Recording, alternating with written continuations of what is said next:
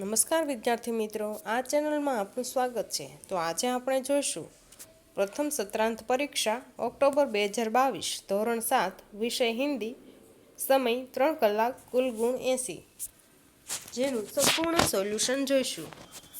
निम्नलिखित प्रश्नों के सही विकल्प चुनकर उत्तर लिखिए. नंबर 1, पाटण कहाँ है? उत्तर गुजरात में. नंबर 2, मनुष्य स्वयं को क्या समझता है? गुणों की खान. नंबर 3, मकान मालिक कितने महीने का किराया देने आया था? 4. नंबर 4, गुजरात कॉलेज कहाँ है? अहमदाबाद में. नंबर 5, डॉक्टर विक्रम साराभाई की पत्नी का नाम क्या था? मृणालिनी. निम्नलिखित रिक्त स्थानों की प्राप्ति कीजिए. नंबर 1, कुत्ता रात को बंजारे के खाली जगह की रखवाली करता था. पड़ाव. नंबर 2, सेठ के यहाँ चोरों ने खाली जगह डाला. डाका.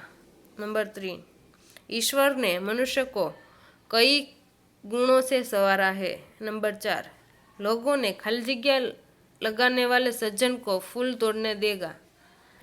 तख्ती. नंबर 5, डॉक्टर विक्रम साराभाई का परिवार का एक प्रतिष्ठित उद्योगपति का परिवार था.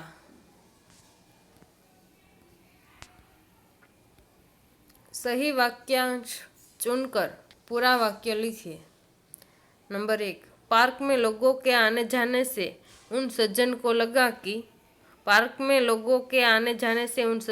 लगा कि लोग फूलों को तोड़कर ले जाएंगे.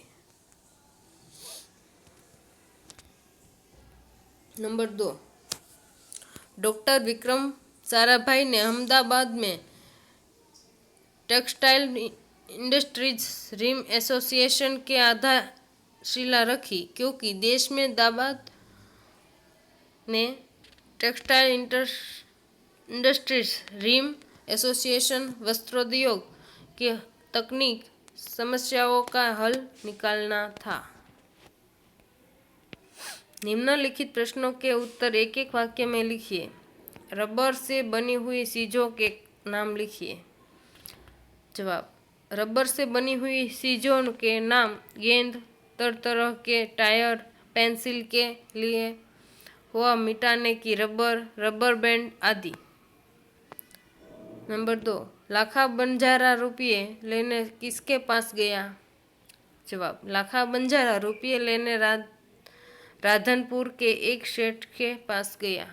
नंबर 3, मनुष्य स्वयं को क्या समझता है? जवाब. मनुष्य स्वयं को गुणों की खान समझता है. नंबर 4, फूल तोड़ने वाले सज्जन ने अपनी शर्म मिटाने के लिए क्या कहा?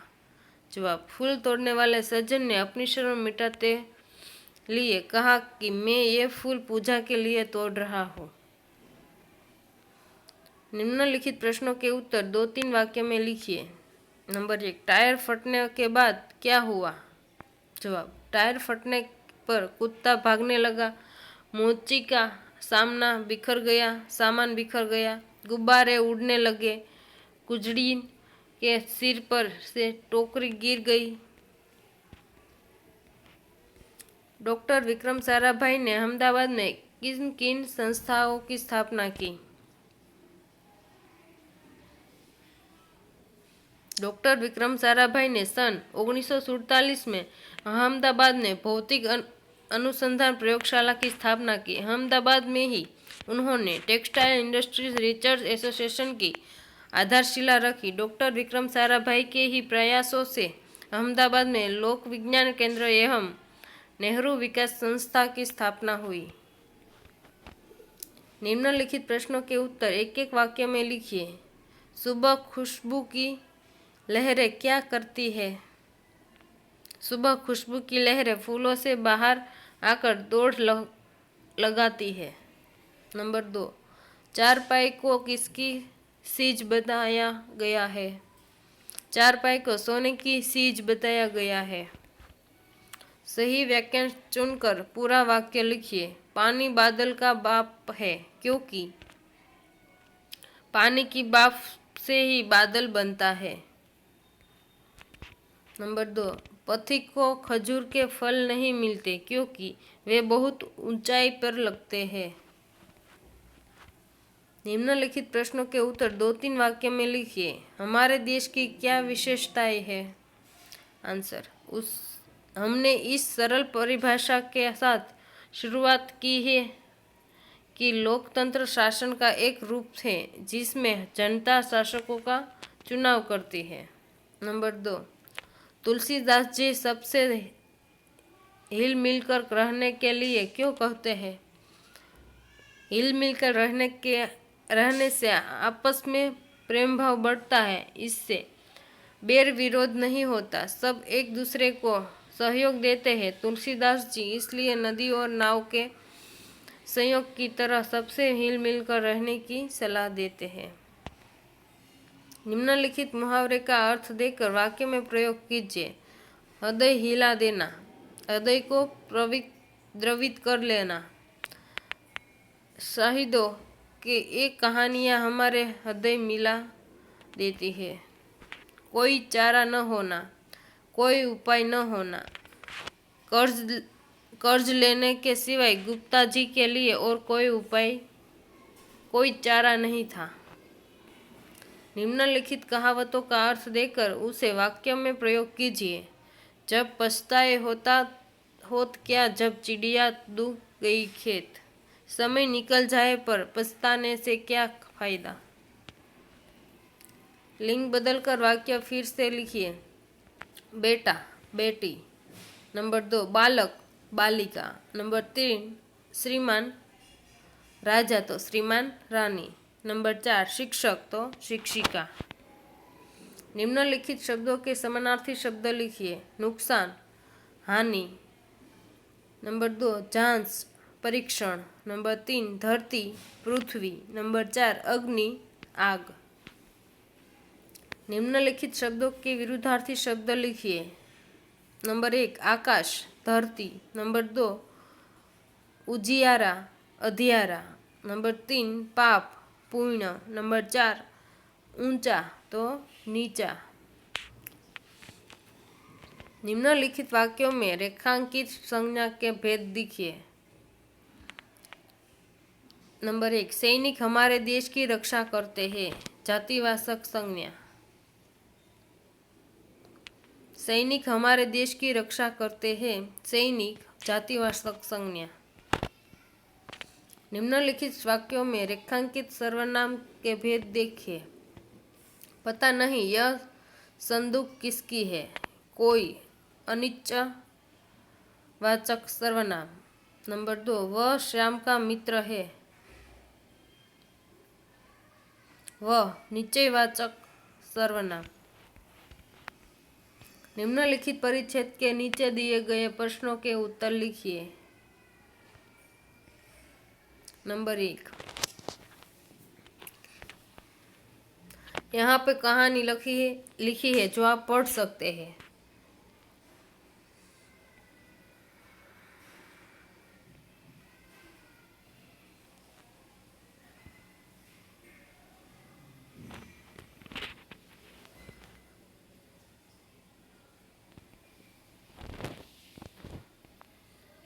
तो इस कहानी पर से हमें कुछ क्वेश्चन है जो हमें इसके आंसर देने हैं। नंबर 1, हम पर किस किस का ऋण है। आंसर, हम पर माता, मातृभूमि और मातृभाषा का ऋण है। नंबर 2, माता का ऋण हमें क्यों। जवाब, माता ने हमें जन्म दिया और उसी से हमें खिला पिला कर बड़ा किया, इसलिए हमें उनका ऋण अदा करना चाहिए। नंबर 3, किस व्रत का पालन करना अत्यंत कठिन है। जवाब, निरंतर काम करना और मातृभाषा की सेवा करने के लिए सदा तत्पर रहना, इस व्रत का पालन करना अत्यंत कठिन है। नंबर 4, इसे देशभक्त नहीं कहा जा सकता। जो व्यक्ति अपनी मातृभाषा का तिरस्कार करता है उसे कभी देशभक्त नहीं कहा जा सकता। नंबर 5, गद्यांश को उपयुक्त शीर्षक दीजिए। माता, मातृभूमि और मातृभाषा का ऋण। निम्नलिखित रूपरेखा के आधार पर कहानी लिखकर शीर्षक एवं बोध लिखिए। तो यहाँ पे हमें कुछ मुद्दे दिए गए हैं, उस मुद्दे के आधार पर हमें कहानी लिखनी है, जो आप पढ़ भी सकते हैं और लिख भी सकते हैं। एक गांव में नाई के घर एक मुर्गी, रोज एक सोने का अंडा देना, नाई का अमीर हो जाना, सब अंडे एक साथ पाने की लालच, अंडा देना, नाई का अमीर हो जाना, सबसे मुर्गी को मार डालना, कुछ न मिलना, पछतावा और सीख। शीर्षक लालच का फल। यहाँ पे कहानी है जो आप पढ़ सकते हैं।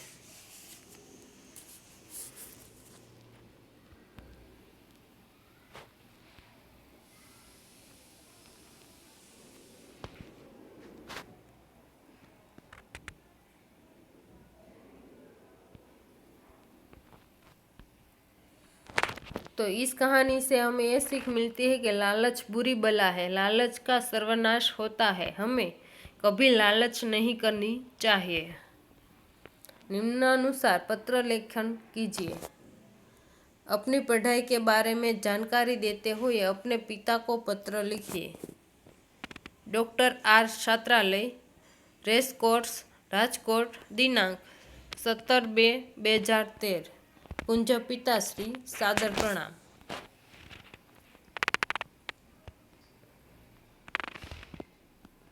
मम्मी का लिखा हुआ पत्र मिला, पढ़कर बहुत खुशी हुई। मैं यहाँ कुशल हूँ, आप सब वहाँ कुशल हो गए। 15 अप्रैल से मेरी वार्षिक परीक्षा शुरू होती है। इस परीक्षा में प्रथम नंबर पाने के लिए मैं मन लगाकर पढ़ाई कर रहा हूँ। मम्मी को मेरा प्रणाम। छोटे भाई जिज्ञेश को प्यार। बहुत से 5 बजे उठकर पढ़ने लिखने बैठ जाता हूँ, वगैरह हम यहाँ पे लिख सकते हैं। और लास्ट में आपका आज्ञाकारी पुत्र अमरीश।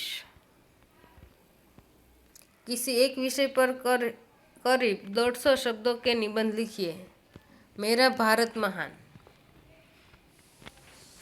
हमारे देश का नाम भारत है। हमारे देश को हिंदुस्तान भी कहते हैं। हमारे देश में हिंदू, मुस्लिम, सिख, ईसाई आदि धर्म मनाने वाले लोग रहते हैं। ये लोग अपना अपना धर्म पालते हैं, अपनी अपनी भाषा बोलते हैं और अपना अपना पहनावा पहनते हैं, फिर भी मिलजुल कर रहते हैं। यही हमारे देश की विशेषता है। आगे यहाँ पे निबंध है जो आप पढ़ सकते हैं। हमारे देश में गंगा, यमुना, ब्रह्मपुत्र, कृष्णा, गोदावरी आदि नदियाँ बहती है। वे हमारे देश को हरा भरा रखती है। हमारे यहाँ कृषि मुख्य व्यवसाय है। हमारे देश में गांधी जी, जवाहरलाल नेहरू, लाल बहादुर शास्त्री, वल्लभ भाई सुभाष चंद्र विवेकानंद जैसे महापुरुष हैं। हमारे देश में कई तीर्थ स्थान, ताजमहल, कुतुब मीनार, अजंता की गुफाएं, साबरमती आश्रम आदि देखने लायक स्थान हैं। स्वतंत्रता के बाद हमारे देश में बहुत प्रगति की है। देश में बड़े बड़े कल कारखाने बने हैं। दिल्ली हमारे देश की राजधानी का शहर है। मुझे भारत देश पर बहुत गर्व है। अथवा मेरे प्रिय नेता सरदार पटेल। हमें सरदार पटेल पे यहाँ पे निबंध लिखना है। सरदार पटेल का पूरा नाम वल्लभ भाई झवेरभाई पटेल था। 1975 के दिन खेड़ा जिले के करमचंद गांव में हुआ था। उनके पिता एक देशभक्त किसान थे। वल्लभ भाई के प्राथमिक शिक्षा करमचंद में और माध्यमिक शिक्षा नडियाद में ली थी।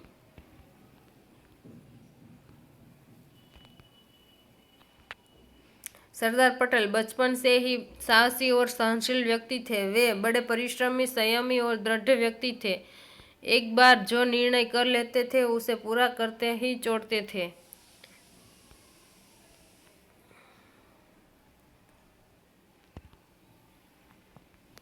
वे भारत के लौह पुरुष नाम से प्रसिद्ध हुए। 15 दिसंबर 1950 के दिन मुंबई में उनका स्वर्गवास हो गया। निम्नलिखित परिच्छेद का अनुवाद कीजिए। नंबर 1, वह केवल उचित कोटि के वैज्ञानिक ही नहीं थे, बल्कि व्यवस्थित के